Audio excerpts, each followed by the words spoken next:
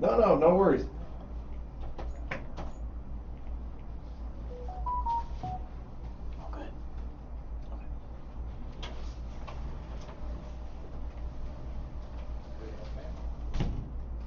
Well, I have to tell you, as a real estate agent in Sun Prairie, I know that your product is needed. There is a huge gap. I mean, we're running it right now where occupancy is at 99%, basically of units that are available, but we're missing that middle gap where people that are trying to buy a home, they can't find that house, they can't connect on it, and now they're turning to look for something to rent of comparable quality. And you guys are really bringing in a nice product to Sun Prairie.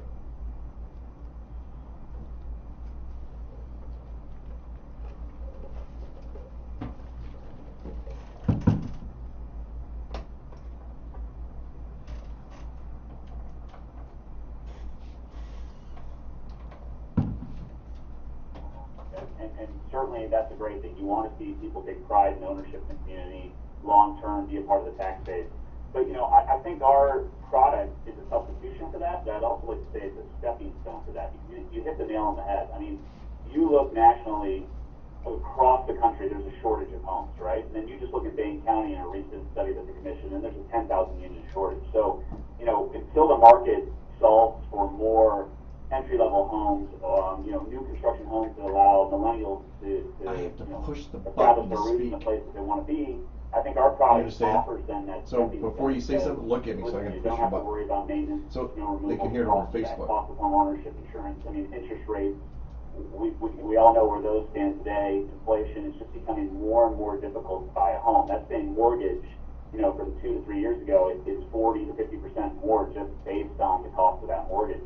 And inflation impacting things like insurance and repairs and maintenance. So for the millennial, the young family that is in family formation or deciding where they want to eventually put down their roots and buy that house and save, we're offering them an alternative that is more cost effective. It's more affordable. It's not true affordable housing. We're building a high-end Class A rental home, but it provides them with that option. And then on the flip side, if you're an active senior or baby boomer, and you're looking to capitalize on where home values are, and you're making a change in your life, and you are looking to downsize, but you don't want to go into a traditional apartment for various reasons, this is a great alternative, and it's designed in a manner to really complement those people, because the units are universally designed, meaning single story, no steps, and they are Type A compliant, so they can be adapted relatively quickly to an ADA unit.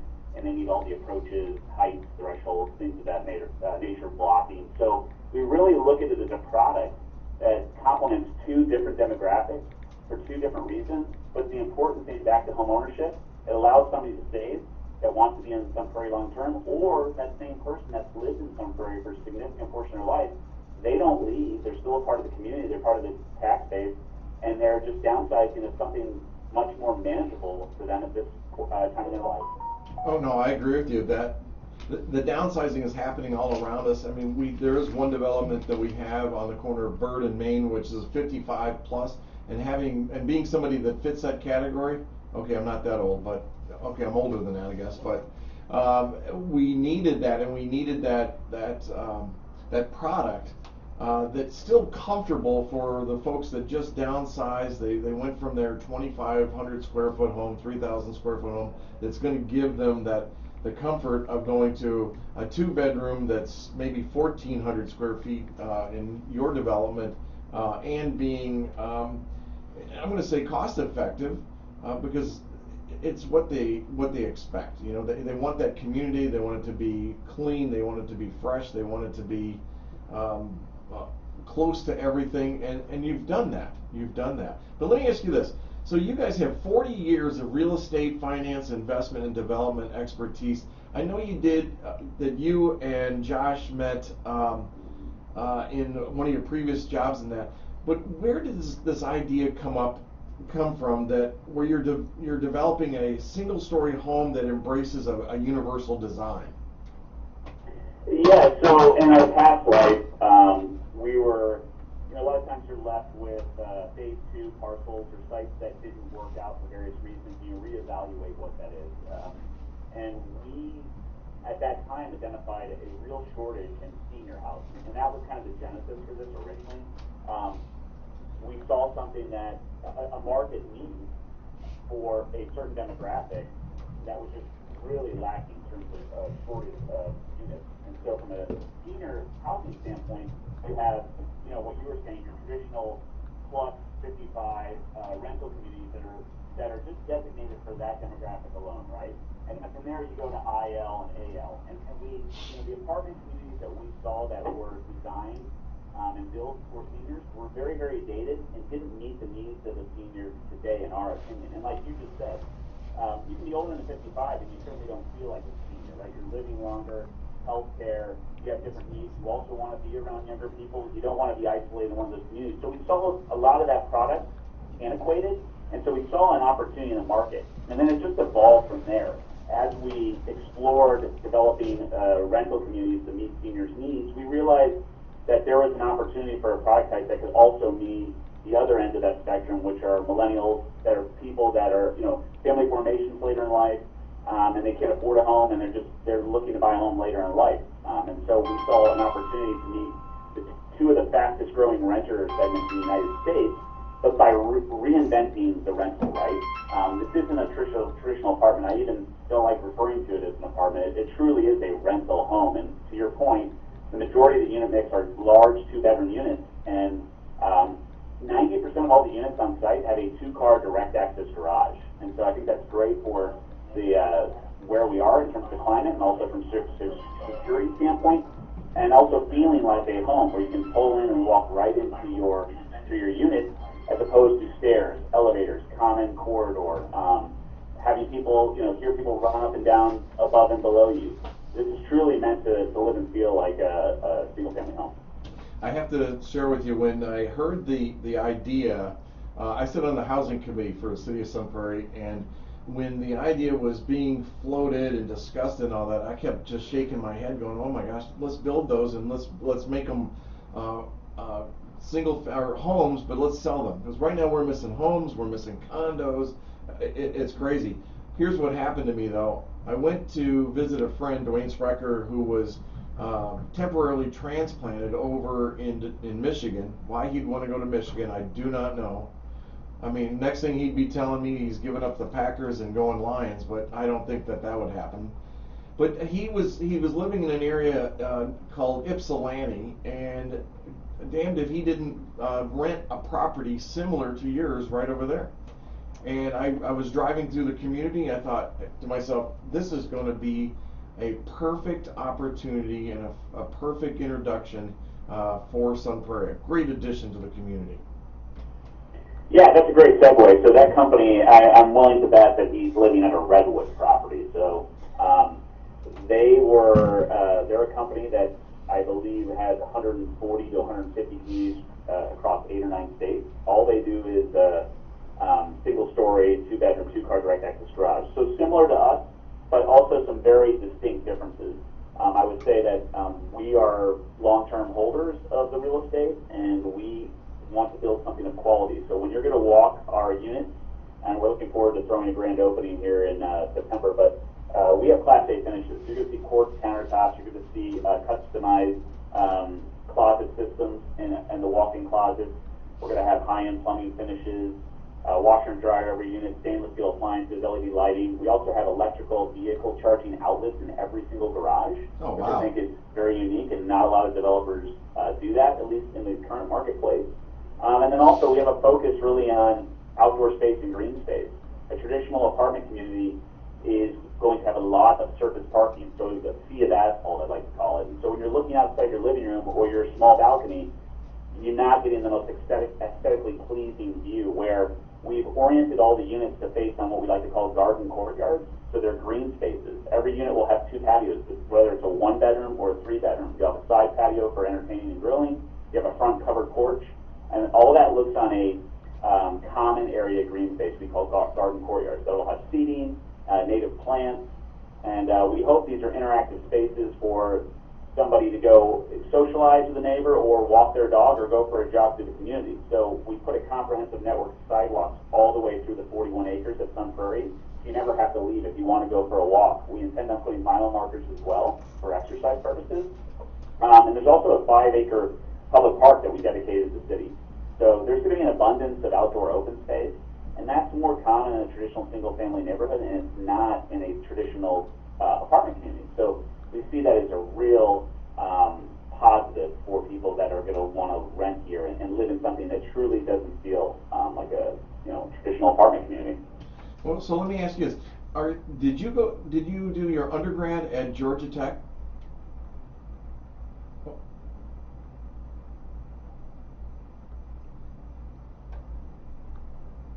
I was going to say that, right? Let's see, Georgia Tech, is that B? Bumblebee? No.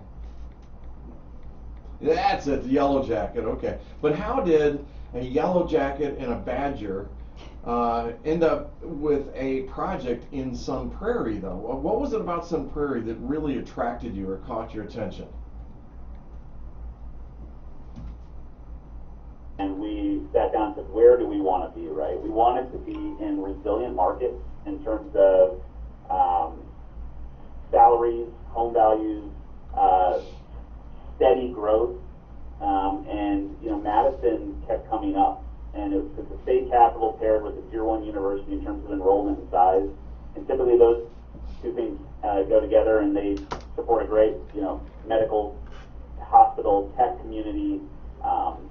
The university, supports arts and sports and entertainment, and then your retail and hospitality industry seems to be pretty resilient because it's a revolving door with freshmen coming in and lobbyists, politicians coming in to the state capitol, and so and on top of all that, Madison is constantly ranked in the greater community, greater neighborhoods of Madison, suburbs and submarkets, as one of the best places to live and quality of life, and so. Then we said, okay, we're building a suburban product. Where in Greater Madison do we want to be? And Sun Prairie was truly number one on that list. There's some other markets that we're evaluating. We own some property in Cottage Grove. We made some offer on the west side of Madison as well. But number one was Sun Prairie, based upon just the growth factor, the schools, just the quality of housing, the opportunity that there is a housing shortage, the amount of people moving to the area. I think, if you're not a real estate expert and you're not looking at a lot of this analytical data, just driving through Sun Prairie does have a different feel, and you can tell why people want to live in a very crowded community. And that was evident when we went through the planning and zoning and the approval process with City Council and the mayor. And so I can't speak highly enough of what that process was like, and it's a group of representatives that are really proud of their community and want to make sure that they do right by it, and that's the type of place that we want to be. Well, we really appreciate having Madison as a bedroom community for Sun Prairie, or that's what I like to say anyway. But so what was it about the Egri property? How did you know about that? Because that wasn't annexed yet. It was still part of Bristol. It was on the planning to annex that property and some other pieces of it across the way, but how did you find out about that? That's what I want to know. Well, we take a very proactive approach, right? So then when we determine, let's say, the sub-markets we want to be in Greater Madison, and so Sun Prairie, for example, and before we even find a piece of property, we like to have an introductory call with the head of community development or the head of planning and zoning. And we introduce ourselves, who we are, what our product is, and we like to give a presentation and answer any questions, because we want to be in a community that also wants us as well. And so that first couple of exploratory calls were fantastic, and then from there, we worked with local brokers to see, who owned what might be available, farmers, etc., and what was on the perimeter of maybe being annexed in. Because it's hard to find sites for what we do. Honestly, I mean, we need a minimum of 20 acres. Ideally, 40 acres is perfect. It's happened to be 41. We'll go as high as 100 acres if we think there's a great value there, an opportunity long term. We have a 90-acre property that we're about to close on in Oak Creek, Wisconsin, South Milwaukee, for an example of that. But and so working with local people that know, have local relationships, but also really getting an understanding of the comprehensive plan and the annexation plan and things like that, and where utilities are. And so on this particular site, I'd have to, my hats off to my partner, really dug into where the annexation was being proposed next by the city comp plan. And from there, we identified this parcel that was owned by the Kwame family, Kwame brothers. It was designated agricultural, but it was right on the perimeter or on the outskirts of being annexed in, and we saw a great piece of property. We drove it and we said, hey, even though utilities are 1,900 linear feet away from here, and that's going to be a little bit more costly, I think it was worth that effort to figure that out because it's just a fantastic piece of property. I mean, you're so close to downtown, and you can be so close to all the shopping on Cabela's and the strip there. Both really, really quick drives, but at the same time, you feel kind of isolated, remote, and very quiet and peaceful at this location. Well, it's fortunate that your partner, Josh, had people like Kurt Paulson as professors and his involvement in the real estate program at UW. Because Sun Prairie, and I'm sure you already know this, is the fastest growing city in the entire state of Wisconsin. And we're proud of that. We are really proud of it. The city is also very protective. And I'll tell you right now, there are people listening right now, they're shaking their head and going, no, they're not. They'll put an apartment anywhere. They just need some dirt. But this is different. This is not an apartment complex. You're looking, and if I can correct me if I'm wrong, because I took this from your website, it's 41-acre site, 170 attached single-family homes, 12 home sites for traditional detached single-family, and on those you're going to be working with third-party builders? Had conversations with William Ryan and Tim O'Brien and so it's not just rental? About it's what not that just eventually rental. could look like in terms of just selling those lots and letting them it. develop or partnership. And so I think the plan is first to get the 170 units done because it's such a massive community. We've got to get all the infrastructure done, accepted, the public park done, the pedestrian bridge that we're putting over Token Creek that will connect the park to the south, the Creeksy Crossing neighborhood. So I think we need to do all that, and then then those lots will be more marketable and determine who the best partner is. And we'll be bringing hopefully 12 single-family homes for sale to add to the housing stock in Sun Prairie. I think that's fantastic, and I really appreciate that. 5 acres of parks, I love that part, and you guys are going. I mean, you're going Mach 10, I think, because I've been watching you, and this construction of the road kind of slowed things up, and I guess I can call her my wife since I'm getting married Saturday. She's now my wife, but she's thank you. Greatest institution since prison, I was told, but I'll be wearing this. I'll be wearing the smallest handcuff in the world, but wow. Hopefully she's not listening to me right now, but that's okay. She probably is. She's laughing about it, but she used to go to. Was a teacher in DeForest, and she would head out towards Egre to go across, and she was always watching what was going on. Here's the funny about your development is you would have truckloads of shingles. I mean, there must have been 1,000 bundles of shingles out there, and the comments on Facebook were like, what are they doing? Oh my God, why do they need all these shingles? And I went on there and I said, well, they're giving set up a special with Lowe's, and they're selling it to Lowe's now. And I used Lowe's because they're not in town, but let's talk about this a little bit. And correct me if I'm wrong in this. I took this off apartments.com because trying to get information from you or about you. I'm going to ask Christina to come on the show. I'm working with Denise on that already, and to have her come in. She's your property manager, correct? Near downtown Sun Prairie, and we're so lucky to find somebody that's local and also loves Sun Prairie as much as we do. And that's the kind of person we want representing our community, and we're looking to grow a portfolio throughout Greater Madison, maybe do another project in Sun Prairie. We're evaluating some things, but she's local. She has experience in property management with a national manager and as well as some locals, and so we were super excited to get her because she didn't want to leave the community. She's excited about what we're bringing to the market, so that always makes it great when she's out there leasing units and homes and selling who we are because she truly believes in it and she's excited for the product. Well, you just threw what they call those Easter eggs in the discussion because being a salesman, I heard it and Laura's eyes perked up a little bit. You said another project?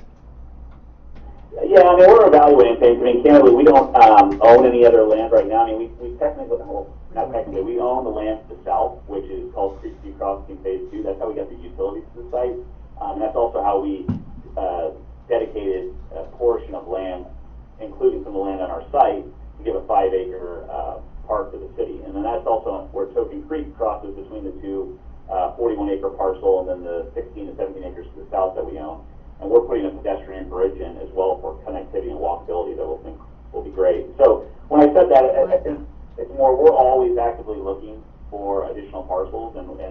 love Sun Prairie, and to the extent that we could find something else, we certainly would look to jump to maybe tie it up and see if we could bring a second project to the area.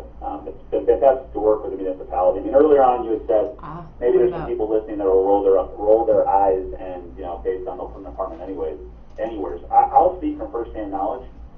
You know, growth is a good thing, right? That means people want to be there. But smart growth is even better. And I think the planning and zoning staff and city council are great stewards of smart growth. I mean, this wasn't an easy process, and nor should it be, because I think when you have people working collaboratively and they're all stakeholders and they really believe in that community, I think you're going to get the best results, right? Because both parties challenge one another to make the community as best as possible, and I think that's what we experienced going through the process with them. So they certainly didn't expedite anything. They certainly didn't cut any corners. It wasn't just like, we need growth, we need housing. They were very, very thoughtful and smart about it, and I think that the end result is a fantastic project. Because, you know, we've improved Bird from a pedestrian and vehicular safety standpoint, and I know we heard a lot of comments on that. We're putting in 10-foot asphalt walking paths that go south down Bird and then also along Eggery for future development. And then just the public park that we're putting in, and we extended utilities to the north, and there's going to be a pedestrian bridge that's fantastic. I think it spans 90 to 100 feet over Token Creek. And so these are all things that didn't come without a great deal of thought and process, and but also with growth. And so I think it's a win-win for everybody, and so we're proud to be a part of that. No, I agree with you. I think it's a complete win-win. I wanted to let people know that the type of, because everybody's asking, people are throwing numbers out. Oh my God, somebody threw a number out the other day about a rental about being $3,800, and I said, well, you're wrong on that. You're way off base. But I love how people just spew things on social media, especially. But you're looking.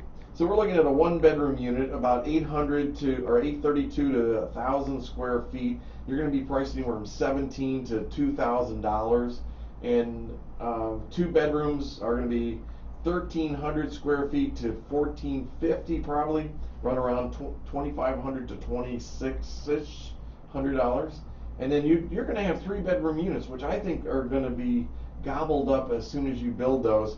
And that's going to be 1,700 square feet at $2,800 to $2,850.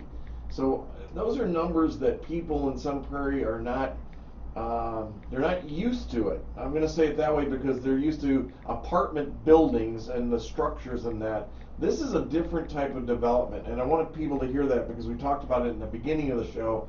This is a different type of demographic. It's a different type of population that they're looking for, that they're counting on, that they're invested in to support people that are working in Madison, Sun Prairie, across the board. And so my hat's off to you. I can't wait to see the final product and go out there and walk through it. Now, I will tell you this, by the way, that I have possibly, I wouldn't swear to it or in court or anything, I might have walked your property already. Totally fine, and we, as long as you got a hard hat on and a vest, or you're just doing a drive-by and you're, following safety protocol, we welcome people to come by. I mean, we're starting to do tours now that the units are getting finished. We're starting to punch the units out this week, so we're really excited for people to walk through them. I agree with you with what you were saying. You were hitting the nail on the head in terms of price range, but I think you got to consider, you're not paying homeowners insurance, you're not dealing with landscaping, snow removal. And also getting supplemental parking. Traditional apartments don't do that. I mean, 97% of the units are getting two-car direct access garage, and our small one-bed is still getting an oversized one-car garage with additional storage. So, and the units are larger on average. I think the average size of the unit in the community is between 1,350 and 1,400. So that's not typical in an apartment community. Apartment communities are traditionally 70% one beds, and the average square foot are like 800 to 900. So you have a more transient renter, and that's a renter that's less likely to buy. Our units, I think the unit mix is roughly 70%, 65% two beds, and then it's split between ones and threes. And our data shows us for this type of product, for a single-family rental, it's more of a sticky renter. You're going to find 70% of retention as opposed to 50 in a traditional apartment. And so what does that mean? That means people that are going to live there longer, on average 3 years. They're going to be a part of that community, saving for a home, or just didn't want to leave the community because of grandkids, or this is where they lived for the last couple of decades and they're proud to be there. And so that sticky renter is important, right? Because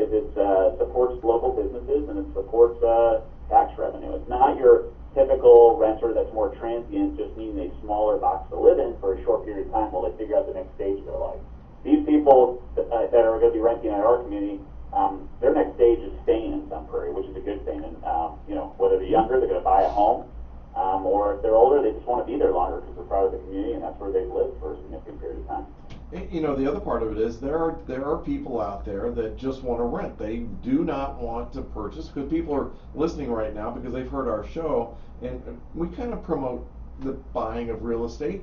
But there's going to be a handful, a percentage out there that they do not want to own anything, and this is a wonderful alternative for them. Instead of going into the larger structure, the 300 unit apartment. So like I said, I appreciate what you're saying there. And thank you for fixing Bird Street. I mean, it's a mess right now, but it's almost done.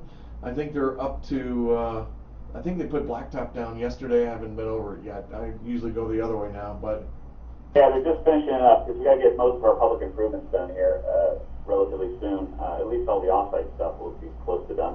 But yeah, I mean, I drove it a week or two ago, and it's fantastic from what it was, right? You couldn't even walk on the sides of that road, or driving felt a little bit hairy just because of the lack of a shoulder. So we've improved it from a stormwater management standpoint, from a vehicular standpoint, and from a walkability. So I think it's fantastic. It's a nice little entrance into Sun Prairie from Bristol. Are there walking paths? Is there a Oh yeah, the walking path's about, it seems like it's 50 yards wide, but it's not. It's an oversized walking path, and it's awesome. Good. It's a 10-foot multi-use path, is what they call them. It's huge. Bike and a walk. small vehicle, a gator, a golf cart could drive on that as well. But those were, we worked with the city to get that along Bird and along Egri, and then also traversing the center of our community down what's going to be a public road, Longhorn, and then through the public park, and then it'll tie into the bridge, and then it'll continue after the bridge. So it'll offer people, even the residents that live just north of us in Bristol, the ability, if they want, to walk to our community and walk down to Sun Prairie. I can't wait because I cycle. I have a road bike, and I'm always riding. Now I'm not going to get hit. So that's hey, Ryan, do this. When you're up here, maybe try and plan on being here on a Wednesday. Would you stop in and be on our show?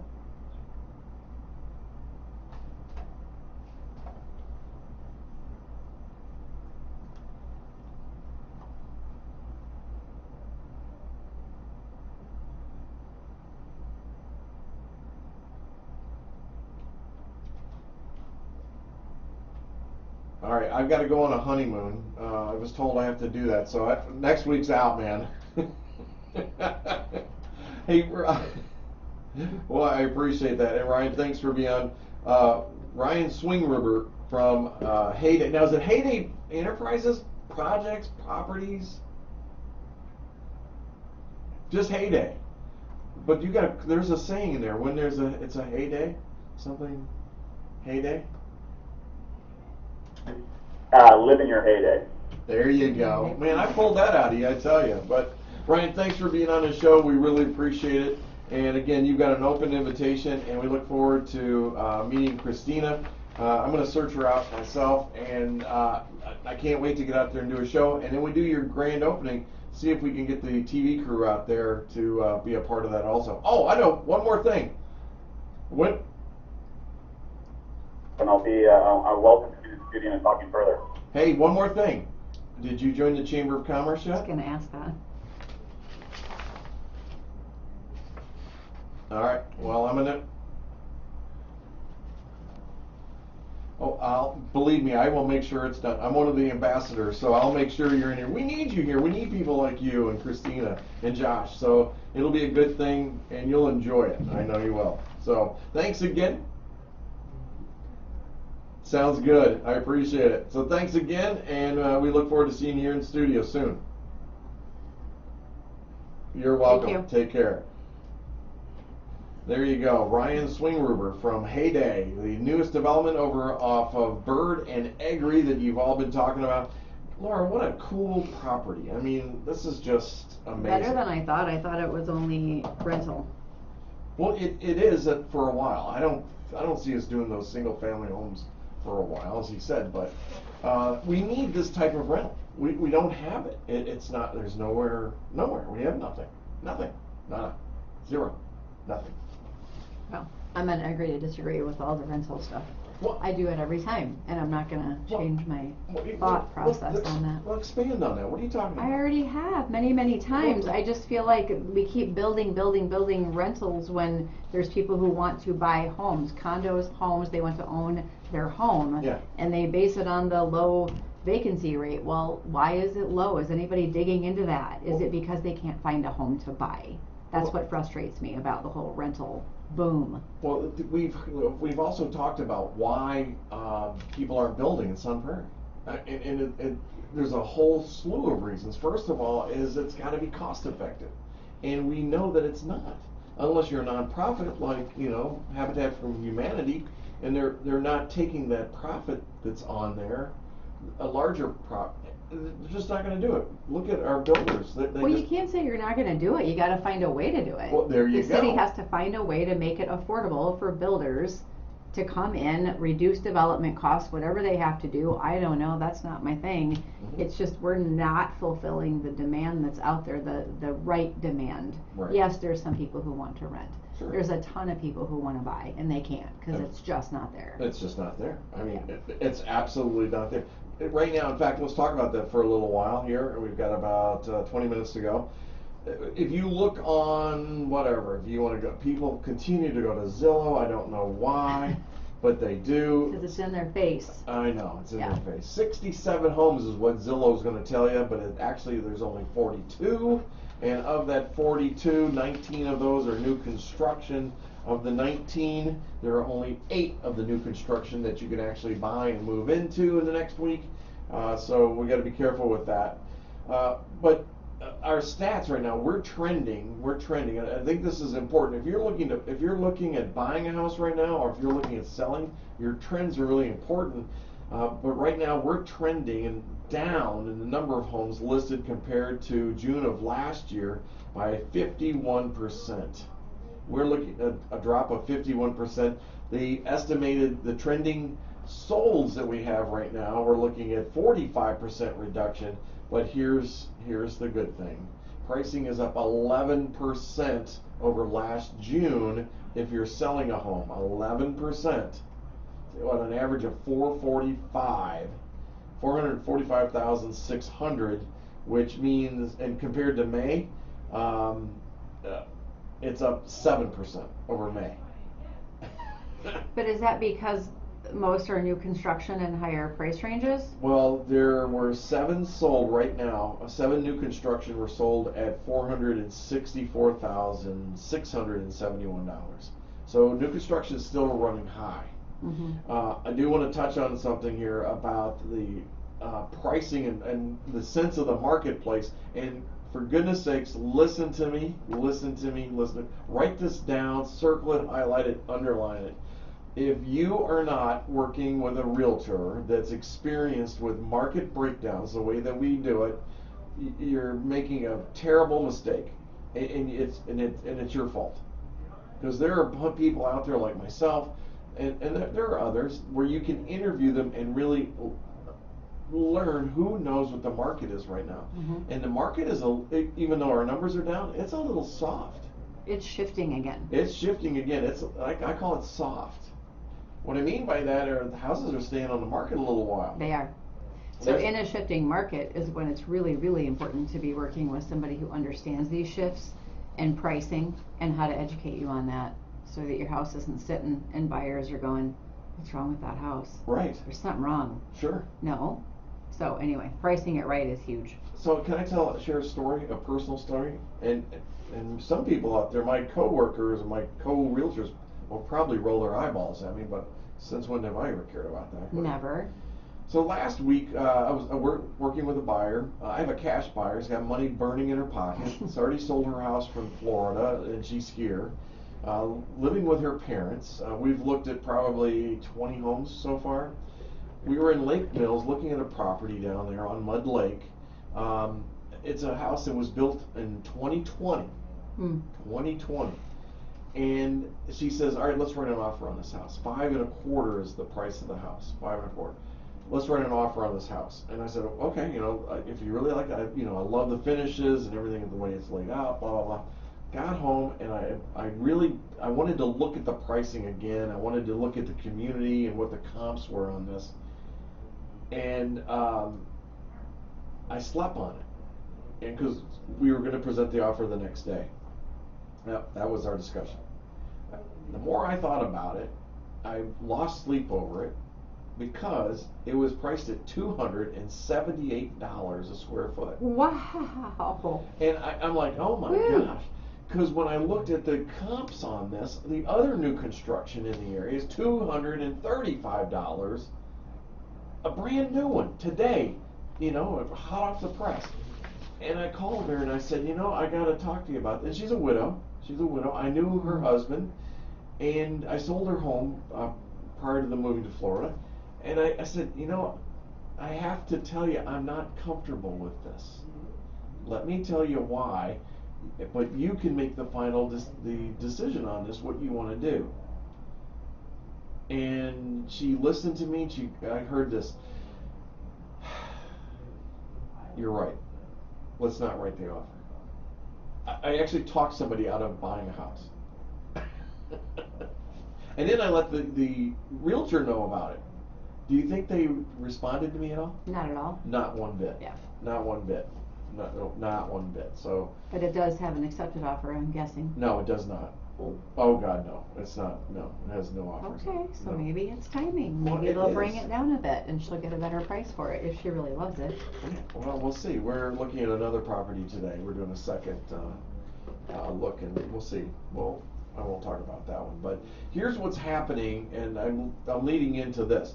In the existing housing market, what is happening is pricing is going up higher than it should. It's higher than the comps. Now, some of you are sitting here listening going, well, okay, that's what the market is. No, because I think an experienced, knowledgeable realtor will not let you overprice a property. And right now, I can show you, and I have 4 examples on the papers in front of Laura and I that show that there are at least 4 that are overpriced. And because their dollars per square foot are running from that $230 to $270 a square foot. When I more, some of these are in the 300. Well, yeah, that's just new construction. I mean, that's just existing. There's but if I go to the new construction, my average cost per square foot of new construction is $253. So why would I buy a house that was built in 2000 and pay $230 a square foot when I could go buy a brand new one for $253? Yeah. It just doesn't make sense. And the one that's $253 on Corinth Drive in Westwood, been on the market 55 days. 55 days, beautiful house. But this is what's happening. So, real estate agents, if you're listening to me, remember the market sets the price. We don't set it, and the seller doesn't. The seller may want a certain price, but then people in hell want ice water. So, well, it's what it is. The market dictates everything that's going on. Now we come to new construction, though, Laura, and you're seeing some people in here are throwing some numbers at this, and one of them that stands out for me is Pine Street. Is it really only a 2-bedroom? It's a 2-bedroom house at $329 a square foot. Holy cow! And here's the thing: I know the realtor on this. She is super talented. She's like the queen of new construction. No. No. And it's not her. She's not setting the pricing. She's already told them, the seller of this. And it's new construction.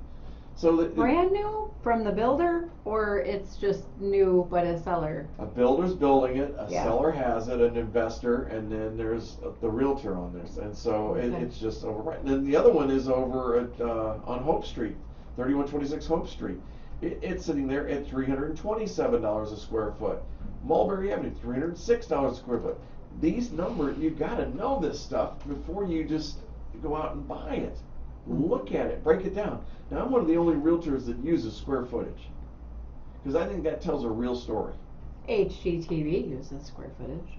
Well, but they need to check with me first. That's all I know about. I'm surprised that, because I hear buyers talking about that. Yeah. Why wouldn't more people be talking about it? I don't know. I don't know. Maybe, yeah, anyway. But you got to be careful. You got to be careful. And like I said, of the new construction, Wow. there's only 8 available of new construction, and they've been sitting there for a while. Even Mm-hmm. though they're available and you can move into one, they're not getting offers on them. I heard somebody say recently that they've seen, I don't know if you have, but offers coming in with concessions, like, Oh, sure. so that's Yeah. a big indication that I things know. are shifting. If a seller is willing to accept an offer with contingencies now and maybe give you some money toward closing costs or whatever, wow, that's Yeah. a huge turnaround from a month or 2 ago. Right. Exactly. So it's like I said, it's an interesting market out there, and to protect yourself, you got to work with a professional. Please, please, please. If it's not me, it's got to get somebody else. Mm-hmm. But make sure that they really have an intimate knowledge of the market that you're working in. And their data is current. They have to be current on top of the market and the shifts that are occurring because they happen fast. Right. It doesn't mean if they sell 300 homes, that doesn't mean that they know the market. That just means they sell 300 homes. Yeah. And are they willing to say no to a buyer? Based on the data. Based on the data, numbers right. that you run for them. Yeah. Oh my gosh. I can't find any pictures on Pine Street other than There aren't exterior. any yet. Yeah. They're not, because it's just wow.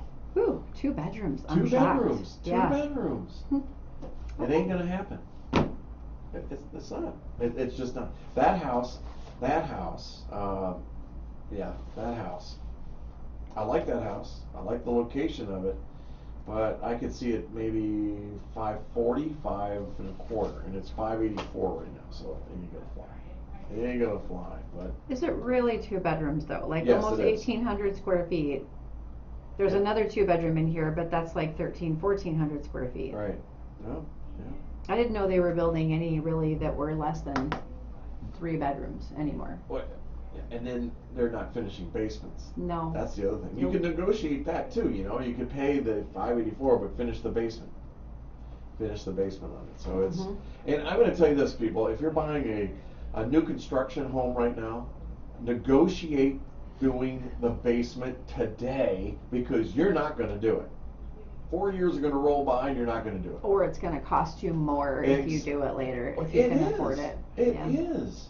Everything will cost you more. Mhm. Yes, everything. Price increases every year, but the thing I know about reselling homes that were new construction, the basements are rarely done, and so that's just wasted space. Because people are looking for ways to cut costs, right? They So are. I'll do that later, Yeah. but right, do Exactly. they? Or are they annoyed because then they find out how much it is to do it later versus at the time the house is being constructed, it would save you a little bit of money. That's true. Hey, we got a few minutes left in the show. Let's talk about mortgages and what's going on out there. We didn't have a rate increase. Mm-mm. We had a break from that, but where does that put us with rates? A reprieve. They've improved lately. Just means we're not 7 or over. We're under 7. So it's not like it's a huge fluctuation, but it's better. We've been seeing, although today, another roller coaster downturn. Not bad, but Okay. the market shifted down again a bit today. So where are we sitting with rates? Best type I would say rate? still probably high-ish 6 range 6 rate? for the Okay. most part. All right. Which is still a low rate. People, we talk to you about this all the time. It's a low rate, but I was surprised by the reprieve, by the way. Well, I don't think that I was. Maybe it was wishful thinking. I don't know. But it's nice to hear that they're going to give it a little bit of time and see what the previous rate increases are doing. It seems like the numbers are there showing inflation is coming down, but they haven't been paying any attention to those numbers. Like they were just dead set on consistently increasing the rate.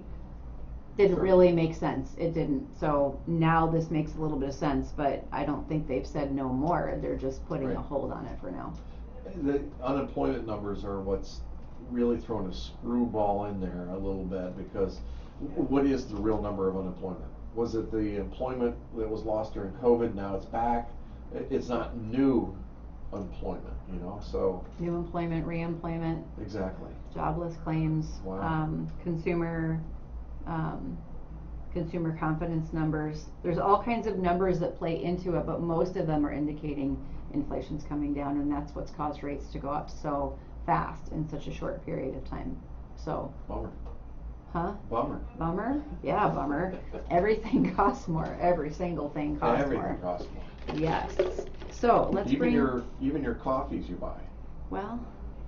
What is that? A double mocha latte? Nope. Beans and cream. Yeah. Can't really see it. Some pistachio latte thing. I don't know. It sounded good, so Wow. I got it. Did you buy that, or one of the No. boys bought that for you? No, the boys didn't buy it for me. A friend bought it for me. A friend? Mhm. Guy or girl? A girl. Okay. A girl. Just checking. Yeah. Just checking. I Mhm. got you back. You know, just making sure Thanks for that. hunky dory out there. Alright. What else is going on in mortgages? What are you seeing? Are you seeing buy downs? Yeah. I mean, buy downs have always been a thing. Uh-huh. But for sure more so now that rates have come up. People are now more open to, well, what can I do to get my rate lower? Yeah. One thing I will say, and I don't know what other lenders are doing, but one thing that I like about Wintrust, I may have mentioned it before, Fannie Mae and Freddie Mac in May of this year Okay. changed how they figure your pricing, basically based on your credit score, your property type, your debt ratio even, although they're putting a hold on that piece of it. But we actively look for ways to not pass those on to people, which is, I Okay, think, good. kind of rare. Sweet. And we just put something out, or they did, Wintrust put something out to us that they're holding rates down.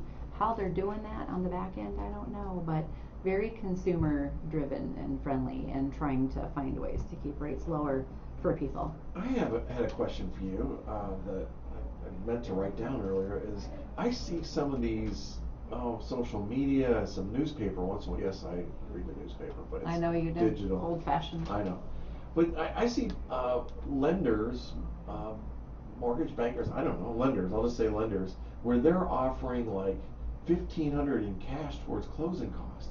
How do they do that? How can they afford to do that? Yeah.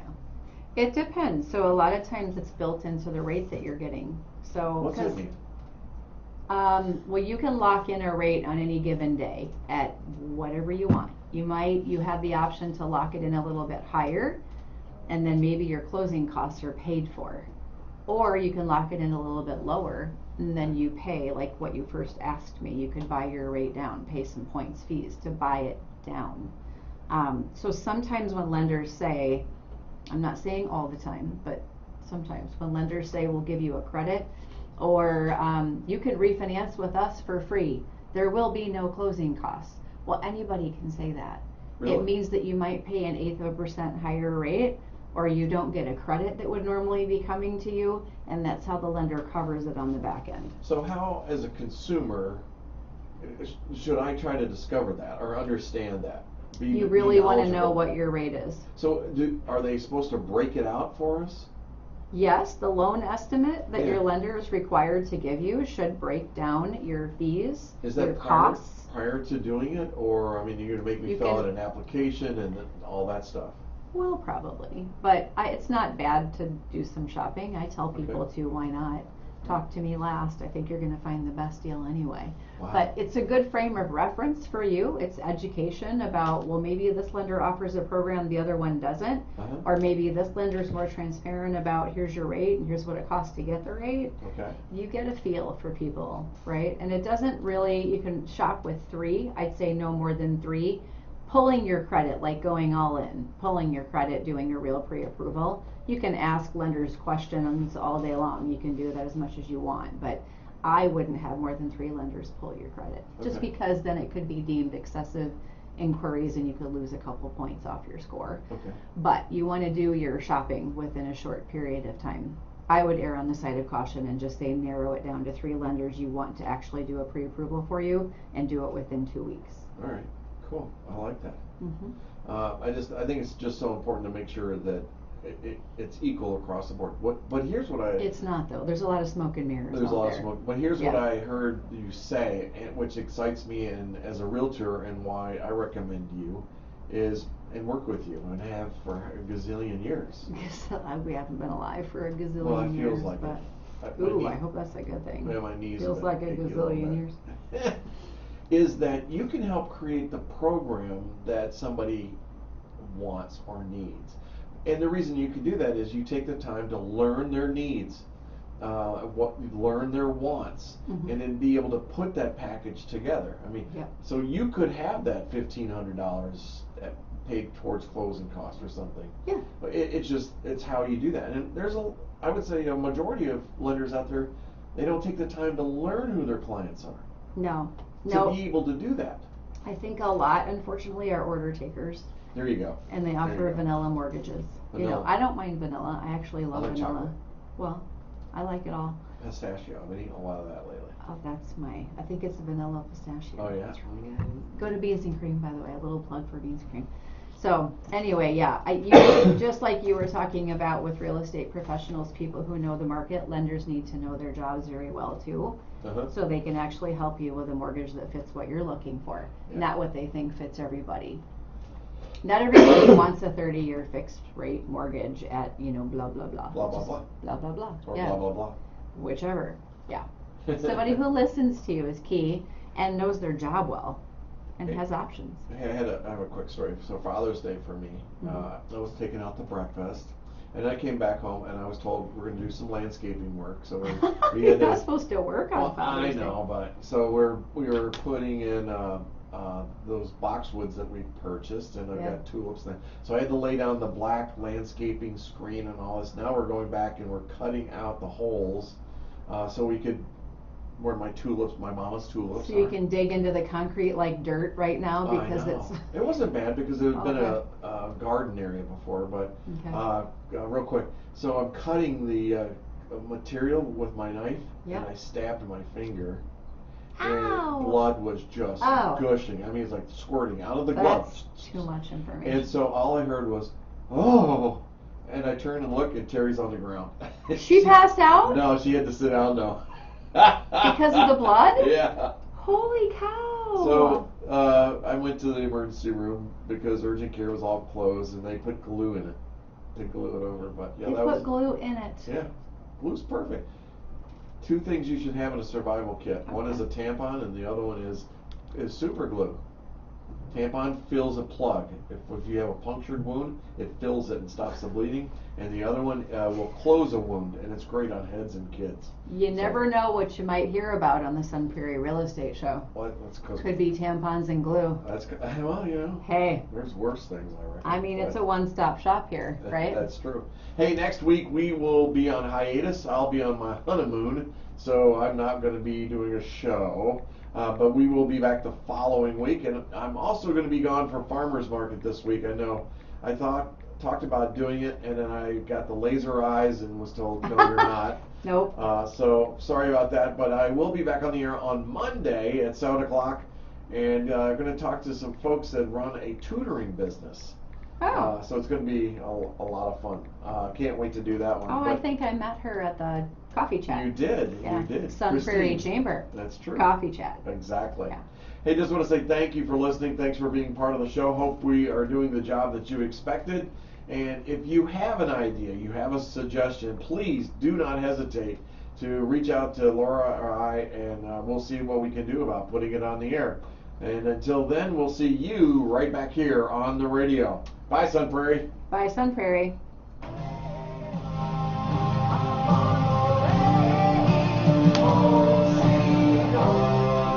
Just automation, please. Done. Thank you. Hey. I heard. Oh, well, let me get off Facebook. I was told to call somebody.